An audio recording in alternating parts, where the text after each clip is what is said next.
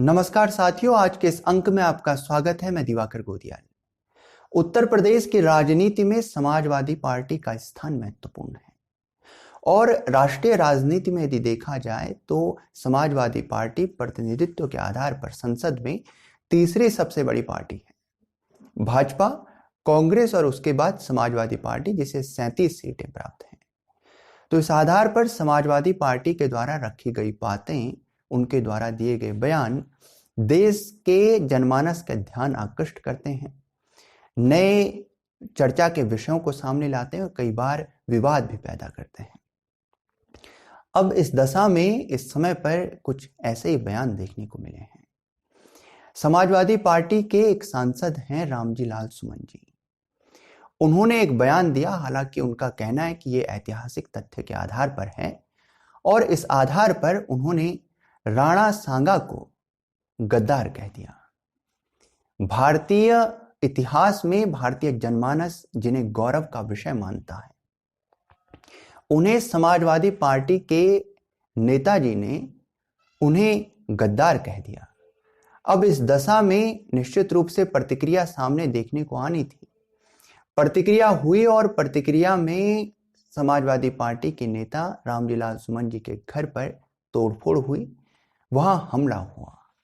अब इससे एक और नया चर्चा का विषय सामने आ गया। इस दशा में अब क्योंकि इस पर भी प्रतिक्रिया हुई तो अखिलेश यादव जी ने इस पर अपनी बात को रखा और कहा कि रामजी लाल सुमन जी जो हैं वो क्योंकि दलित समाज से आते हैं इसलिए उन पर हमला हुआ है, इसीलिए उन पर जो है इस तरह से उनके घर पर हमला किया गया है। अब क्योंकि रामजी लाल सुमन जी की जो रखा हुआ बयान है राणा सांगा जी को लेकर,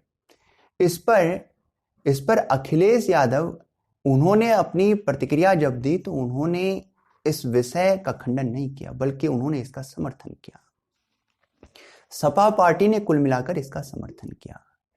जब अखिलेश यादव जी इस बात को रखते हैं और उस विषय का समर्थन करते हैं तो इस दशा में से सपा पार्टी का समर्थन कहा जाएगा।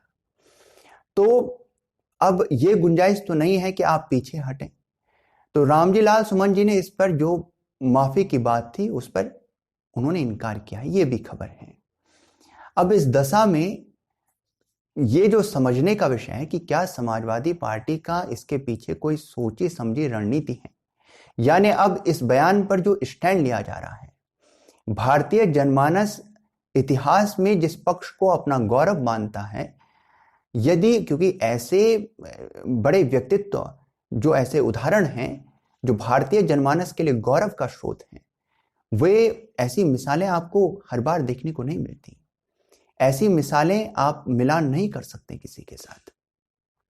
तो इस दशा में क्या अब आगे बढ़ने की जो रणनीति है ये समाजवादी पार्टी के मस्तिष्क में तय हो चुकी है और क्योंकि इसके बाद एक और बड़ा बयान देखने को मिला है और इसी दिशा में अगर आप देखें तो अखिलेश यादव इस बात को रखते हैं कि क्योंकि भाजपाइयों को दुर्गंध पसंद है इसीलिए वे गौशाला का निर्माण करते हैं और हमें क्योंकि सुगंध पसंद है इसलिए हम इत्र पार्क का निर्माण कर रहे थे।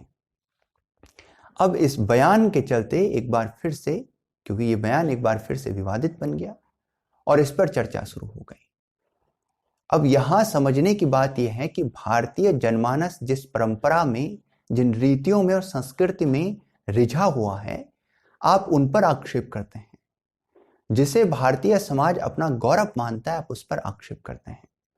अब इस दशा में आपकी आगे बढ़ने को लेकर क्या रणनीति है, क्योंकि राजनीति में दरअसल आप क्या सोचते हैं ये एक विषय है, लेकिन ये जरूरी है कि जनमानस क्या सोच रहा है उसको आप लेकर चलें। तो यहां पर समाजवादी पार्टी क्या जनमानस को एक नई दिशा दे रही है? यदि नई दिशा दे रही है तो उसमें जनमानस के विचारों को एकदम प्रतिकार कैसे कर सकती है? ये तो नीति नहीं कि आप जनमानस की भावनाओं को और जनमानस के विचारों को, सोच को जो स्थापित है, जो स्थायी है, उसे आप सिरे से नकार रहे हैं और उन्हें एकदम नई दिशा में लाने का प्रयास कर रहे हैं। क्या ऐसा हो सकता है? अब इसके पीछे समाजवादी पार्टी की रणनीति क्या और कैसी है ये देखने वाली बात रहेगी। हालांकि इस पर अन्य प्रतिक्रियाएं भी आ रही हैं। रामजी लाल सुमन जी के द्वारा दिया गया बयान और उस पर अखिलेश यादव जी का जो समर्थन है, ये निश्चित रूप से इस विषय को स्थायी बनाता है, समाजवादी पार्टी के स्टैंड के रूप में स्थापित करता है। कांग्रेस इस पर जो चुप है, ये भी निश्चित रूप से उसे कहीं ना कहीं नुकसान देगा। समाजवादी पार्टी का दायरा तो जो सीमा है वो उत्तर प्रदेश तक है, लेकिन कांग्रेस को तो देश भर में चुनाव लड़ना है और सरकारें बनानी है। तो इस आधार पर कांग्रेस को कई जगह पर नुकसान होगा निश्चित रूप से, और विशेषकर राजस्थान में। तो कांग्रेस इस पर क्या सोच रही, क्या विचार कर रही है, क्योंकि गठबंधन लेकर चलना इतना आसान नहीं है। अलग अलग विचारों का समायोजन जब होता है तो इस दशा में एक ऐसी पार्टी पर जो शायद उस बयान को रखना ना भी चाह रही हो, उसे भी उस विषय पर अपनी प्रतिक्रिया देनी होती है, और कई बार चुप रहकर यूं लगता है कि वे उस पर समर्थन दे रहे हैं। तो इस तरह की स्थिति में कई बार नुकसान भी होता है। गठबंधन में एक साथ चलना, नाव पर जब चढ़ गए हैं तो जो है तैरेंगे तो सभी और डूबेंगे तो सभी, ये कुछ ऐसी स्थिति है। अब कांग्रेस इस पर क्या सोचती है क्या नहीं, खैर ये भी एक महत्वपूर्ण विषय है, और कांग्रेस इस पर चुप है निश्चित रूप से। लेकिन समाजवादी पार्टी ने ये मोर्चा खोला हुआ है और खुली तौर से समाजवादी पार्टी इस विषय पर अपनी बात को रख रही है और इसी दिशा में आगे बढ़ने का प्रयास कर रही है। अब देखने की बात रहेगी कि चुनावी मैदान पर इसका क्या कुछ परिणाम देखने को मिलता है। आपके संदर्भ में क्या राय है, कमेंट बॉक्स में लिखिएगा। वीडियो को लाइक कीजिएगा, शेयर कीजिएगा, हमारे चैनल को सब्सक्राइब कीजिएगा।